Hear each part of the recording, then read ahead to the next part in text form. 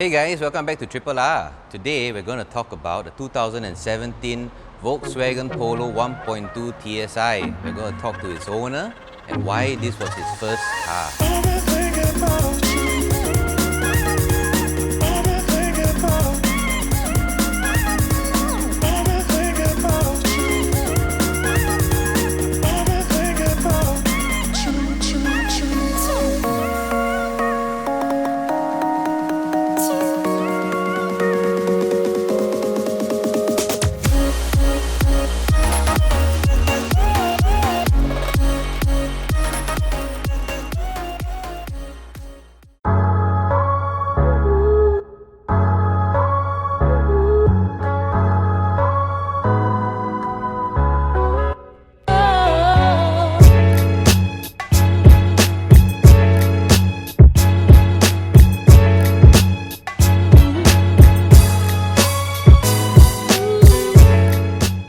Traditionally, my family had a history of driving Japanese or Korean cars, so I decided to go the continental car route, and I found that on the market, this car, the Volkswagen Polo, presented the best value for money option for me at that point of time.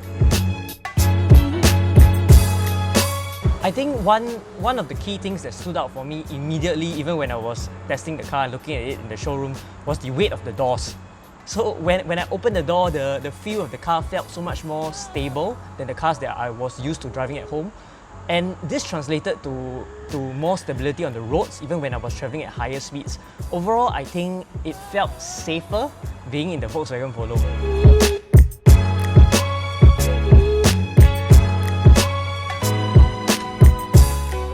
Actually, 2 years ago, when I first bought this car, my fiancée was the one who fell in love with it at first sight.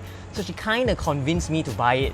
While the car has been great for me for the last 2.5 years, it's a nimble and it's a fun car to drive. I, as a real estate consultant in Singapore, sometimes do fetch clients who are a bit larger and a bit taller. And sometimes the back of the car may be a bit too small for them. Because of that, I think it's about time for me to look for a larger car.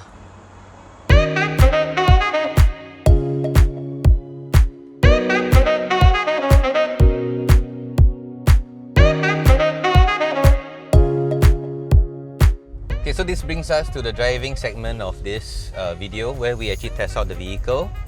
Generally, the dealers would beautify the car up. You know, they touch up all the scratches, they polish the car. You don't actually see what's been done to it. In fact, the nicer the car in a used car lot, the more cautious you need to be because of what's been covered up. You do not know whether this car's been in an accident before, major accident with all the parts replaced and so on and so forth. I can't say that some workshops don't tweak the reports to show that the chassis is aligned, or they force the chassis to bend, which puts more tension on the chassis. That's not what you want in terms of safety. So when you buy a used car, this is the condition that you should be buying at. So you see everything, you're okay with it, then you tell the dealer to touch it up for you before you purchase. Of course, the next owner after that, if you do sell it, will not see that. But you saw it, you can guarantee it's safe. You can guarantee it's safety for you and your family as well. And always remember to wear a seatbelt. The next tip I want to tell you guys is actually that you want to check the car's service history. Like this car's been fully serviced at Volkswagen. So this one's good to go. But many other cars, they've been to outside workshops. You know, Volkswagen, they have they have record keeping and all that. Other workshops, it might be hard to trace back the records, and the dealers don't tell you which workshop this car's been to, how it's been maintained, so on and so forth. Just think about it as the car owner might be another you. So if you're intending to sell your car, you're not going to maintain it before. So actually, most of the time I encourage car buyers, when you buy a second-hand car, you change all the fluids, radiator coolant, engine oil, gearbox oil, spark plugs. You want to get it to your interval because the dealers like to remove all of these servicing stickers so that, you know, they may or may not be tweaking the mileage. So removing the stickers shows that, you know, there's no evidence of what the actual mileage was before that. Of course, nowadays you also have dealers that, you know, have their own stickers and write their own stuff on it. This again is not saying that anyone's doing it or anyone's not doing it. This is telling you that you need to be very careful when you buy your next car And in fact, you should look at cars that are above 100,000 kilometers. Not only because they're cheaper, but because the major servicing usually starts around 90,000 or 85,000 kilometers. And you don't want to buy a car that's less than that, or that the previous owner has not gotten that done yet, because that could be a $2,000-3,000 payment just to get the major servicing completed. You don't want to go through that, so you get the car cheaper, plus the car's maintained after the major already. Overall, you'll be happier. Always remember this one thing: when you get discounts from the dealer, I assure you it's not to save your wallet. The discounts are used to maintain the car right after you buy it. Because used cars, the owners are just like you. Okay, so actually the servicing, the major servicing, when you need to change your coolant, your gear oil, your spark plugs, all this, they are all listed inside the vehicle service manual. When you buy a used car, remember to check for it. If you can't find it, a lot of them have it listed on internet nowadays. So you can always check at what distance you need to replace this. Always think about it this way: when you do preventative maintenance, you have less parts breaking on you. The rest of that, if parts do break on you, that's really due to wear and tear. But if you maintain all parts timely, you actually save more cost in the long run. So remember, every car owner thinks like you, and never ever say, how long more can this part last? My car has 2 years left. I've seen many cases and had many friends come to me for advice and ask me, hey, my car got 2 years left. Can I buy a used starter motor? Can I this? Can I that? For alternators and aircon compressors and all that. And it still breaks down before their car COE even expires. So certain things you need to get original parts. Certain things you can get OEM parts.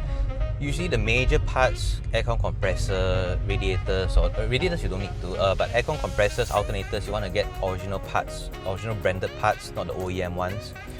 So you look at it this way: the OEM parts will last you about 2 to 3 years, the original parts will last you 5 to 6 years. So you choose depending on how much COE life you have left, but you don't stinge, because towing the car costs already $100. If you got AAA, it's like $60. You tow the car to the workshop looks at it as you're in deep shit. You're in deep shit, and you need to get this done. No matter how I mark up the cost, you're never going to tow it for another $60 to another workshop to get this done cheaper. So you're going to get stuck. That's not the position that you want to be in. You're the customer, so you need to be in control.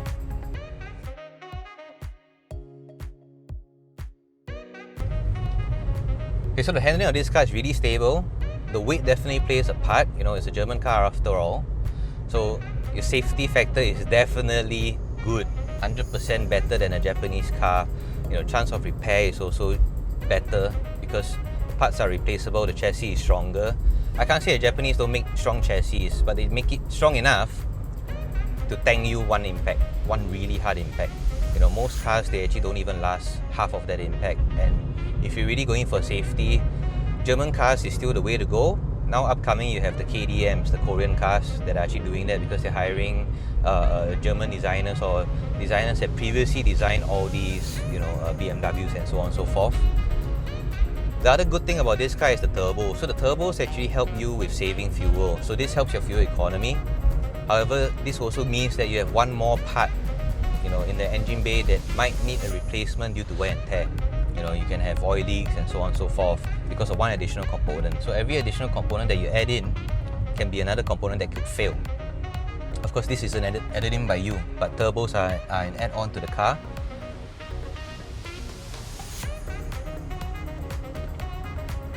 And for a car like this, you want to have it maintained because they are very expensive to replace, extremely expensive to replace. Turbos can cost anywhere above $1,000, excluding labor.